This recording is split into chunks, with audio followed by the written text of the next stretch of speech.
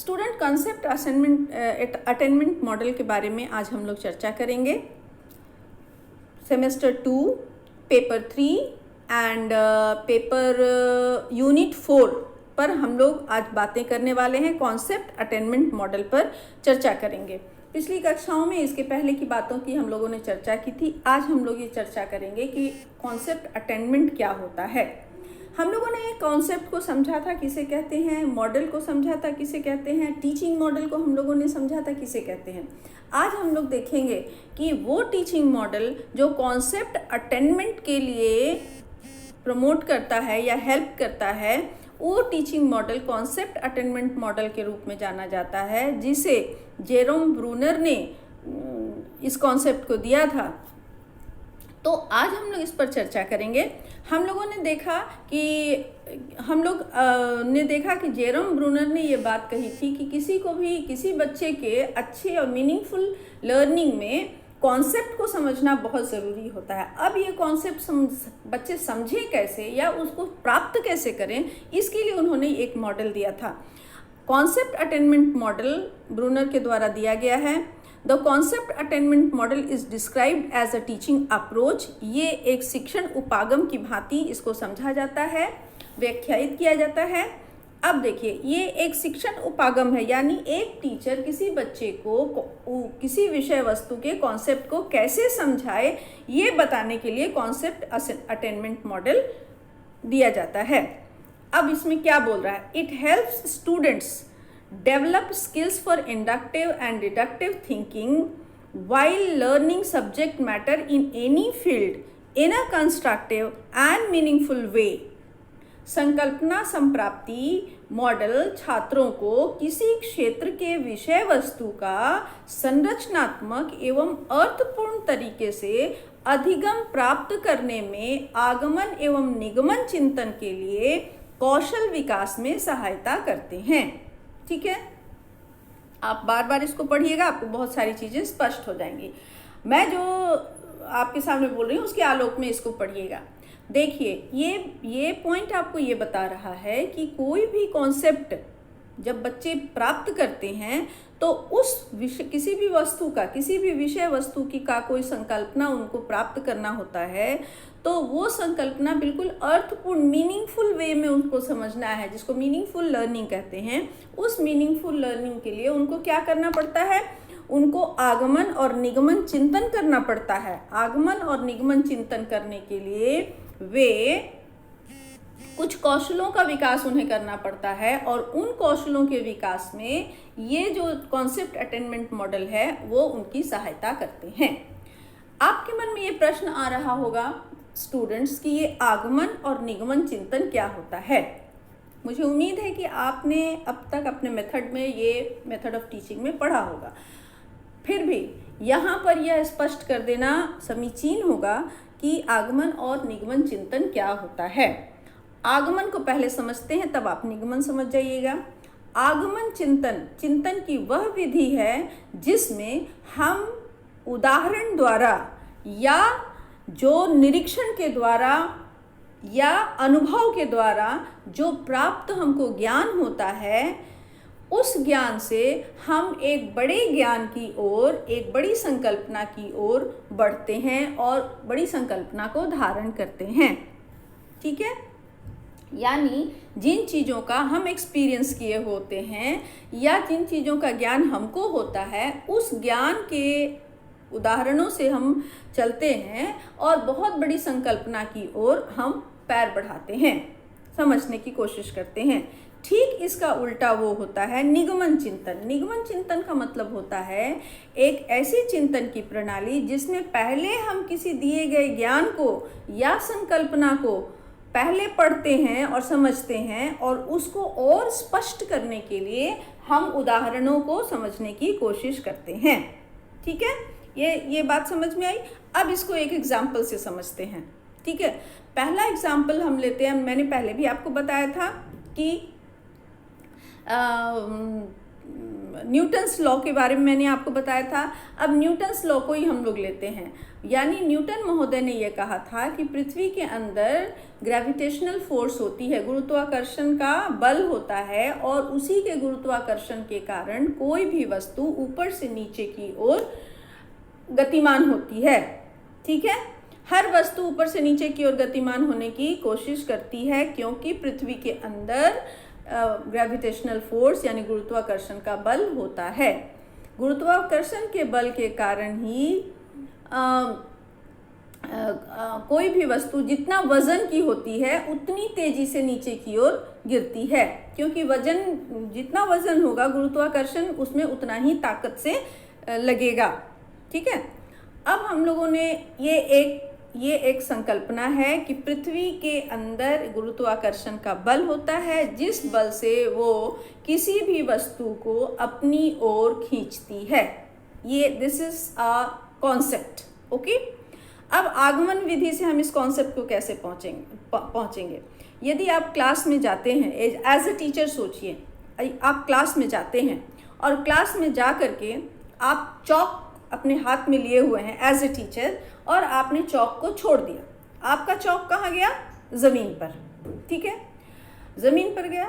ठीक, आप दूसरा काम किया, आपने एक पेंसिल उठाई या आपने डस्टर लिया और डस्टर को भी आपने छोड़ दिया। डस्टर कहाँ गया? ज़मीन पर। ठीक है, अब आपका ये आपने उदाहरण दिया। अब आपने एक कागज़ के पुर्जे को तोड़ा, फाड़ा और उसको भी ज़मीन पर फेंक दिया। वो सीधे ज़मीन पर नहीं जाके उड़ते उड़ते उड़ते उड़ते हवाओं में तैरते तैरते वो ज़मीन पर वो कागज़ का टुकड़ा जाएगा। ठीक है, अब आप स्टूडेंट्स को बोलिएगा कि आपने क्या देखा। स्टूडेंट्स ने कहा कि भैया मैंने तो देखा चौक नीचे गिरा। आपने और क्या देखा? मैंने तो देखा डस्टर को नीचे गिरता हुआ। और आपने क्या देखा? कागज़ को उड़ते उड़ते भी आते हुए नीचे की तरफ आते हुए हम लोगों ने देखा।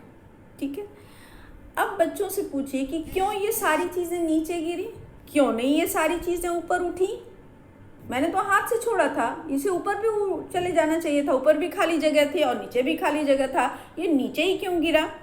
अब बच्चे के मन में ये सवाल तुरंत उत्पन्न होगा कि सही बात है, ये नीचे ही क्यों गिरा। तब बच्चे के मन में ये इस संकल्पने के प्रति जिज्ञासा होगी और वो समझेंगे कि कौन सा कारण है कि वो नीचे खींचा। तब आप इस संकल्पना को आप समझाइएगा कि पृथ्वी के अंदर गति है, पृथ्वी के अंदर गुरुत्वाकर्षण का बल है जिसके कारण ये आता है। तब आप बताइएगा कि जब मैंने चौक को फेंका तो वो थोड़ा धीरे से गिरा और आवाज़ भी नहीं हुआ, लेकिन जब डस्टर को फेंका तो वो बहुत ज़ोर से गया और ज़ोर से टकरा कर आवाज़ हुई, लेकिन कागज़ को फेंका तो कागज़ उड़ते फुड़ते पहुंचा। ये गुरुत्वाकर्षण बल के समानुपाती वजन के ये गुरुत्वाकर्षण बल किसी वस्तु के वजन के समानुपाती होता है ना। तो ये बात आपको बताने के लिए आपने पहले क्या किया? उदाहरण प्रस्तुत किया।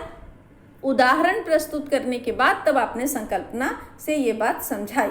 ठीक है, ये हुआ आगमन विधि। उदाहरण और निरीक्षण से और बच्चों के एक्सपीरियंस से क्या हुआ, वो संकल्पना तक पहुँचे। अब निगमन विधि क्या होती है? पहले आपने जाते के साथ लिख दिया Newton's law.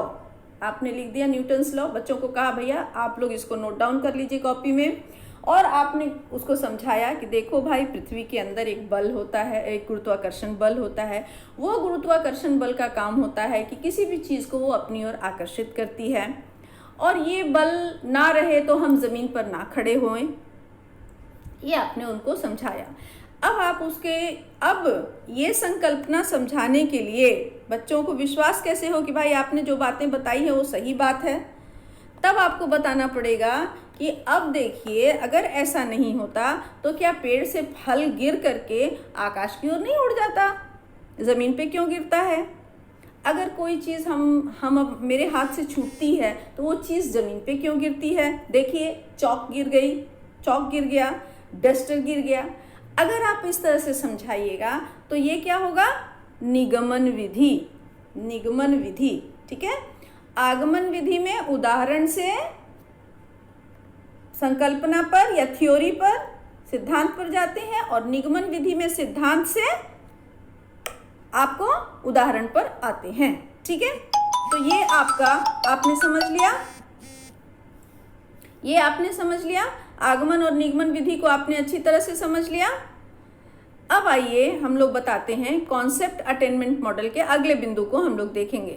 The concept attainment model is described as a teaching approach that helps students develop skill for inducting and deductive thinking while learning subject matter in any field in a constructive and meaningful way. ये तो आपने समझ ही लिया, इसमें कोई नई बात आपने नहीं है। The concept attainment model is an instructional approach in which teachers guide students to derive an abstract generic idea inductively using pattern cognition and categorizing skills, and then help them deductively apply and concept in new situation। अब मैं आपको ये नई बात क्या बोल रहा है इसको समझिए। ये बिंदु आपको ये बात बता रहा है कि अटेनमेंट कॉन्सेप्ट अटेनमेंट मॉडल जो है ये एक इंस्ट्रक्शनल अप्रोच है, ये एक आपको टीचिंग अप्रोच जिसको बोलते हैं, ये एक टीचिंग अप्रोच है, एक शिक्षण या अनुदेशन का एक उपागम है जो ये टीचर को भी गाइड करता है कि स्टूडेंट्स को कोई ऐसा आइडिया है जो एब्स्ट्रैक्ट है, अमूर्त आइडिया है, जिसको अमूर्त विचार है, जिसको आप देख नहीं सकते, छू नहीं सकते, बता नहीं सकते हैं, उसको भी किस तरह से स्टूडेंट को हम बताएं कि स्टूडेंट उसको रिकग्नाइज करें, और इसके ऐसा समझने के लिए वो इसको कैटेगराइजिंग स्किल और सिमिलैरिटी और डिससिमिलैरिटी के आधार पर उसको कैटेगराइज कर सकें, और इसको ये कोई दिए गए संकल्पना के आधार पर तो समझे, और कोई ऐसी संकल्पना भी है जो बताई नहीं गई है उसको भी समझने में उनको ये स्किल उनको मदद करे। जैसे मान लीजिए कि आपने न्यूटन लॉ उनको बताया, तो आपने उनको कैटेगराइज किया कि भैया देखिए, जोर से आवाज़ करके और जल्दी मतलब तेज़ी से कौन सी वस्तु गई, डस्टर, और कौन सी वस्तु बिल्कुल हवा में तैरते तैरते गई जिसमें कोई आवाज़ नहीं हुआ, वो वस्तु क्या थी, वो वस्तु आपका है पेपर। अब आपने इस कैटेगराइजेशन के आधार पर उनको बताया कि देखिए, जिसमें वज़न होता है और जो ठोस होता है, सॉलिड होता है, वो जल्दी नीचे जाता है और टकराता है और आवाज़ भी होती है, गुरुत्वाकर्षण के कारण वो जल्दी खींचा जाता है। और ठीक ऐसी वस्तु जिसमें वजन नहीं होती उसमें गुरुत्वाकर्षण बल कम लगता है ना, गुरुत्वाकर्षण बल कम लगता है, तो गुरुत्वाकर्षण बल जो होता है वो किसी वजन के समानुपाती होता है। ठीक है, ये आपने अब वो कैटेगराइज करेंगे, अब इसको वर्गीकृत करेंगे, कौन सी वस्तु भारी है, कौन सी वस्तु हल्की है, भारी वस्तु कैसे जाती है, तेजी से जाती है, हल्की वस्तु कैसे जाती है, धीरे धीरे जाती है। अब वो इसको समझेंगे। अब नया कोई सिचुएशन उनके सामने आएगा, कोई नई चीज़ यदि गिरेगी तो, या कोई नया कॉन्सेप्ट उनके सामने आएगा, तो उस कॉन्सेप्ट में वो इस कॉन्सेप्ट को अप्लाई करेंगे। ठीक है, एज एग्जाम्पल, समझ गए ना, एज एग्जाम्पल वो उसको अप्लाई करेंगे।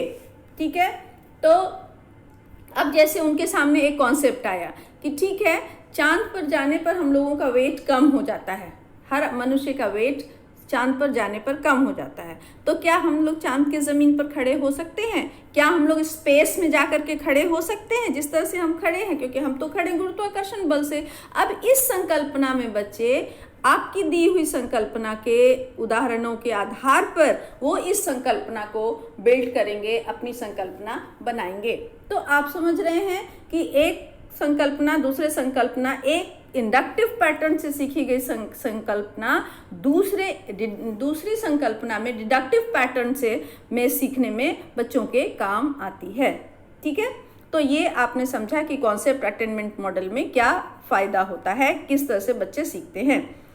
Concept attainment model is an inductive process that helps bring meaning to concept or help construct concept through the search for common characteristics। ये आपको स्पष्ट है कि एक सामान्य लक्षणों के आधार पर संकल्पना निर्माण के लिए ये सहायता करता है। और फिर देखिए, it is a process of constructing knowledge and organising information into complex and comprehensive cognitive structure. और ये क्या होता है कि बहुत बड़े कोई जटिल संकल्पना को समझने में ये कॉन्सेप्ट अटेनमेंट मॉडल जो है वो जिस प्रोसेस से बताता है, उस प्रोसेस में बच्चा जो स्टूडेंट होता है, लर्नर होता है, उसको अपने नॉलेज को ऑर्गेनाइज करने में उसको एकदम आराम हो जाता है और वो आसानी से बहुत ही कॉम्प्रिहेंसिव मैनर में किसी भी कॉम्प्लेक्स कॉन्सेप्ट को बहुत आराम से समझ लेता है और उसका सब चीज़ बहुत ही सिस्टमैटिक उसका नॉलेज हो जाता है, जिस सिस्टमैटिक नॉलेज को वो आगे के किसी भी कॉन्सेप्ट में यूज़ कर सकता है और कॉन्सेप्ट के समझने में इस्तेमाल कर सकता है। ठीक है, आप अच्छी तरह से समझ गए। एक एग्जाम्पल लीजिए, मान लीजिए कि किसी विद्यार्थी को आपने, किसी स्टूडेंट को आपने 2 एप्पल दिया और एक दूसरे स्टूडेंट को 2 एप्पल दिया। ठीक है, अब बच्चे तो कोई तीसरा स्टूडेंट को बोलिए कि yes you collect all the apples from both of your friends. तो वो तीसरा थर्ड स्टूडेंट क्या करेगा, दोनों एप्पल को कलेक्ट करके और आप बोलिएगा कि यस काउंट इट, तो उसको काउंट करेगा वो। अब ये कॉन्सेप्ट उसके सामने आ गया कि काउंटिंग या एडिशन क्या होता है, व्हाट इज एडिशन, है ना। एडिशन मतलब किसी चीज़ को कलेक्ट करके और एक सिरे से काउंट कर देना। ठीक है, कलेक्शन ऑफ कोई भी आंकड़ों को, डिजिट को, किसी भी डिजिट को या किसी भी आंकड़ों को जब हम इकट्ठा करके उसको एक साथ गिन करके जोड़ देते हैं तो उसको हम लोग एडिशन बोलते हैं। ये बच्चे के सामने स्पष्ट हो गया। अब ये बच्चा ये कलेक्शन को समझ करके, ये एडिशन के प्रोसेस को समझ करके अगर वो मार्केट जाता है और उसे 2-3 चीज़ें खरीदनी होती हैं तो वो सारे के पैसे जोड़ेगा। वो अलग अलग चीज़ों के, एक बिस्किट का पैसा कितना हुआ, एक चॉकलेट का पैसा कितना हुआ, एक ब्रेड का पैसा कितना हुआ, वो तीनों पैसे को जोड़ करके एक कलेक्टिव मनी बताएगा। इस तरह से क्या हुआ कि वो एक सीखे हुए जगह पर आपने उसको इंडक्टिव मेथड से बताया और उसके पास डिडक्टिव मेथड आया। अगर उसके पास शॉपकीपर बोल रहा है कि यस यू पे मी 50 रुपीज़, तो वो काउंट करेगा कि जब इसको 50 रुपीज़ चाहिए तो 30 रुपीज़ का ब्रेड हुआ, 5 रुपीज़ का चॉकलेट हुआ और 15 रुपीज़ का बिस्किट हुआ। तो वो उस तरह से उसको समझेगा और ये पूरा जटिल जो बहुत कॉम्प्लेक्स चीज़ है उसको इजीली समझ के वो उसको अप्लाई करेगा दूसरे सिचुएशन में। इंडक्टिव वे में समझेगा, डिडक्टिव वे में अप्लाई करेगा, या डिडक्टिव मैनर में समझेगा, इंडक्टिव मैनर में अप्लाई करेगा। वो किसी भी तरह से वो समझेगा, पर उसका स्किल डेवलप होगा इंडक्टिव एंड डिडक्टिव मैनर में समझने का, चिंतन करने का स्किल उसका डेवलप होगा। ये कॉन्सेप्ट अटेनमेंट मॉडल का प्रोसेस होता है। नेक्स्ट क्लास में आगे की चर्चा हम लोग करेंगे। आज इतना ही students. All the best everybody, love you all students, bye bye.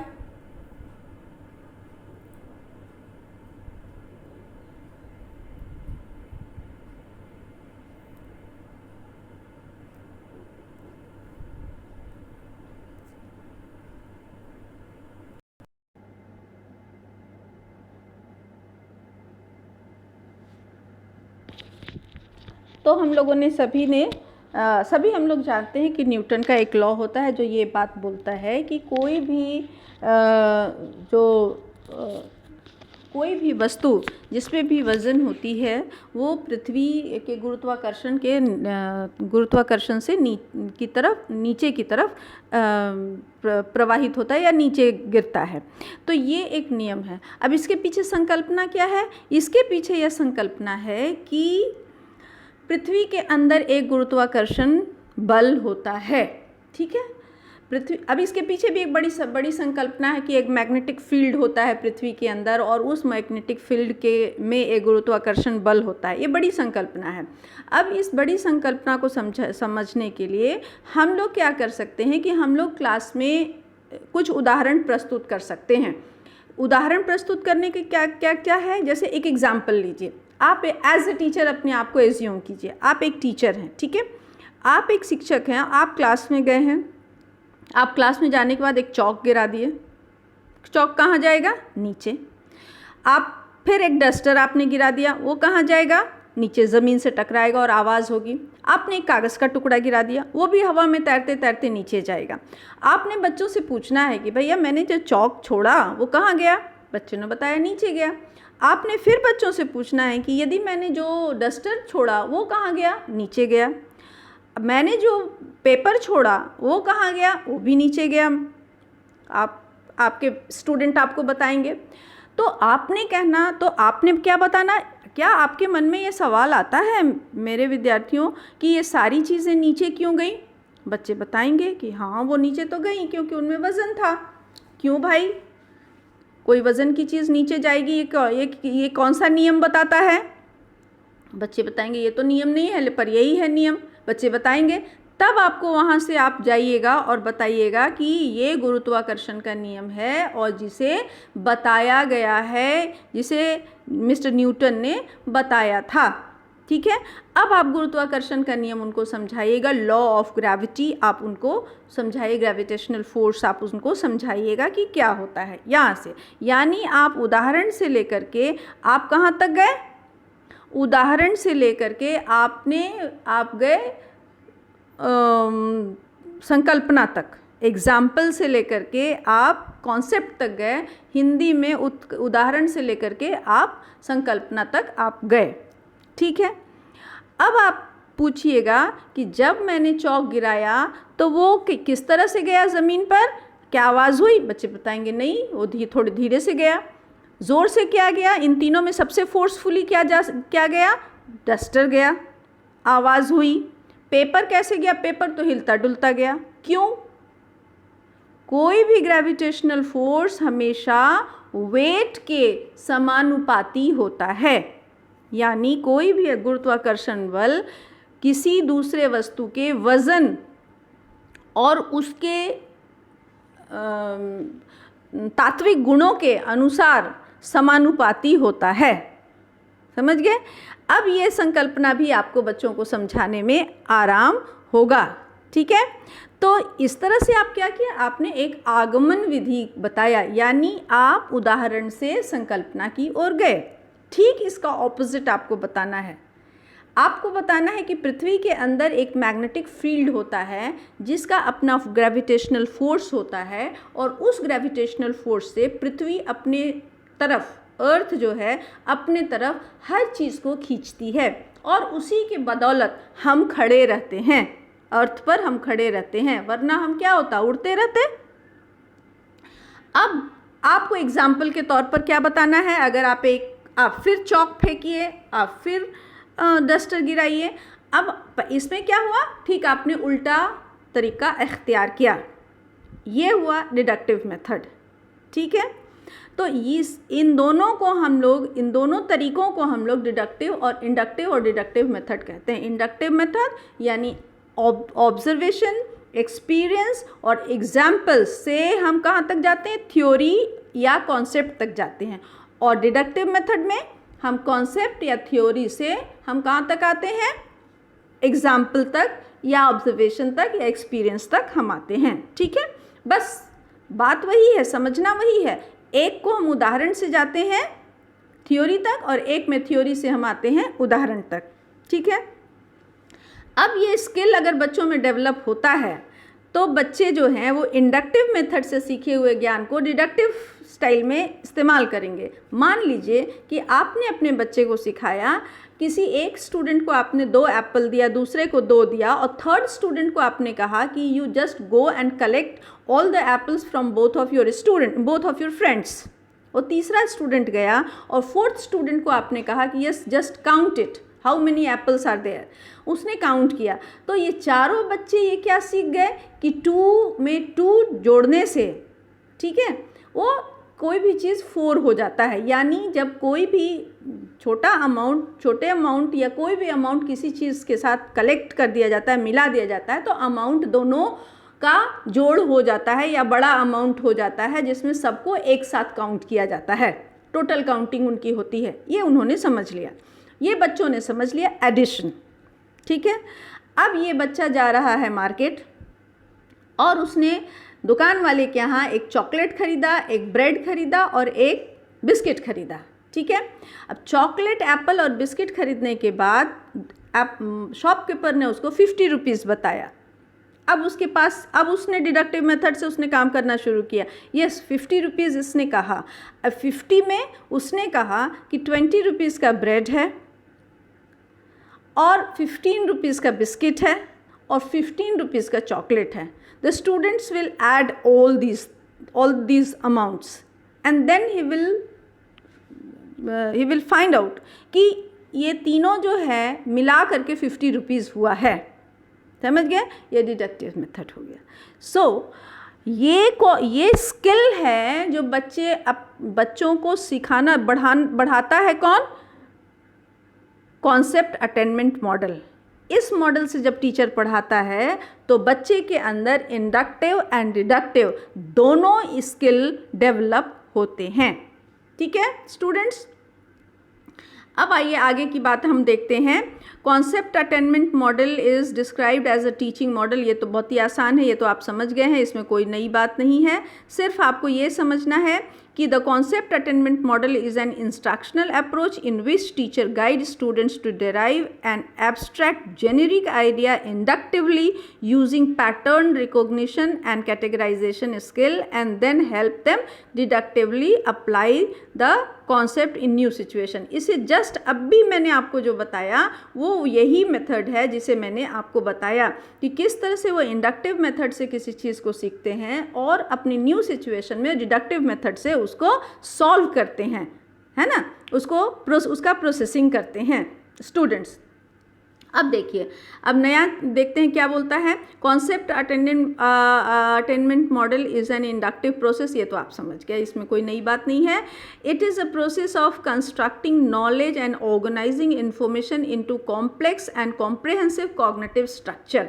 अब ये जो बातें हैं इससे बच्चे इंडक्टिव मेथड से सीखेंगे और बहुत बड़े जो कॉम्प्लेक्स जो कोई संकल्पना जो होती है, जो बहुत ही जटिल संकल्पना को और बहुत स्ट्रक्चर्ड संकल्पना को वो बहुत आसानी से समझ जाते हैं। अगर हम किसी बच्चे को ये बोलें कि हमारी पृथ्वी तो एक मैग्नेटिक फील्ड अपने अंदर रखती है और ये हमारी पृथ्वी अपने आप में एक मैग्नेट है, तो स्टूडेंट्स को बहुत अजीब सा ही लगेगा कि अर्थ जहाँ पर हम चल रहे हैं वो मैग्नेट कैसे है, इसके अंदर एक मैग्नेटिक फील्ड कैसे है, कैसे ये ग्रेविटेशनल फोर्स है। पर अगर हम उसको जिस एग्जाम्पल को मैंने आपके सामने कहा, चौक गिराना, डस्टर गिराना, आप एक पेन गिरा दीजिए, आप एक कांटी जो नेल होता है, नेल को अगर आप गिरा दीजिए या कुछ इसी तरह की चीज़ें अगर आप गिरा दीजिए तो क्या होता है, वो बच्चे आसानी से धीरे धीरे धीरे धीरे प्रोसेसिंग एक निश्चित प्रोसेस के द्वारा वो इंडक्टिव मेथड से इस बहुत बड़े जटिल कॉन्सेप्ट को ये समझ सकेंगे कि हमारा अर्थ एक गोलाकार पिंड है और ये एक राउंड शेप, ओवल शेप का एक बॉडी है और इस बॉडी के अंदर एक मैग्नेटिक फील्ड होता है जो हर चीज़ को अपनी ओर अट्रैक्ट करता है। और कोई भी ग्रेविटेशनल फोर्स जो होता है वो हमेशा जो जिसको वो अट्रैक्ट करता है उसके वेट के समानुपाती होता है ना, प्रोपोर्शन में होता है। ठीक है, तो ये इतना बड़ा कॉन्सेप्ट वो इस तरह से समझ लेंगे। आप समझ गए? तो इस तरह से ये एक मेंटल सेटअप की बात है। अब दिमाग में किसी नॉलेज को इतने अच्छे से उसको ऑर्गेनाइज वो करते हैं कि कॉम्प्लेक्स आइडिया को भी वो बहुत आसानी से ऑर्गेनाइज्ड मैनर में सीखते हैं। यही है कॉन्सेप्ट अटेनमेंट मॉडल। स्टूडेंट्स, मुझे उम्मीद है कि आप इस बात को अच्छे से समझ गए होंगे। नेक्स्ट क्लास में हम लोग नेक्स्ट चर्चाएँ करेंगे और आज आप इसको पढ़िए, ध्यान से समझिए कि मैंने क्या कहा है, इसके एक एक पॉइंट को ध्यान से समझने की कोशिश कीजिए। All points are very very important. Okay, so all the best everybody. आज के लिए इतना ही। Love you all. फिर मिलते हैं